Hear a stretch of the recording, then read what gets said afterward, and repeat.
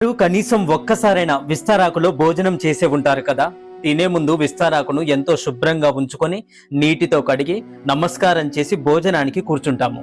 భోజనము తినే వరకు ఆ విస్తారాకుకు మట్టి అంటకుండా జాగ్రత్త వహిస్తాము. విస్తారాకులో భోజనం తిన్న మరుక్షణమే ఆ విస్తారాకును మడిచి ఎక్కడో దూరంగా పడేస్తాం. మనిషి జీవితం కూడా అంతే. ఊపిరి పోగానే ఊరి బయట పారేసి వస్తాం. విస్తారాకు పారేసినప్పుడు ఎంతో సంతోషపడుతుందంట. ఎందుకో తెలుసా? అమ్మయ్య, పోయేటప్పుడు, అదే పోయే ముందు ఒకరి ఆకలిని తీర్చడానికి తాను ఉపయోగపడ్డాను అన్న తృప్తి ఆ విస్తారాకుకు ఉంటుందట. మనం తిని పడేసే విస్తారాకు కూడా మనకు ఇక్కడ ఎంతో జ్ఞానాన్ని పంచుతుందని అర్థం చేసుకోవాలి. విస్తారాకు పోయే ముందు ఒక మనిషి ఆకలిని ఎలా తీరుస్తుందో మనుషులకు కూడా ఇతరులకు సేవ చేసే భాగ్యాన్ని ఇవ్వాలని ప్రతి ఒక్కరూ కూడా ఆ భగవంతుణ్ణి వేడుకోవాలి.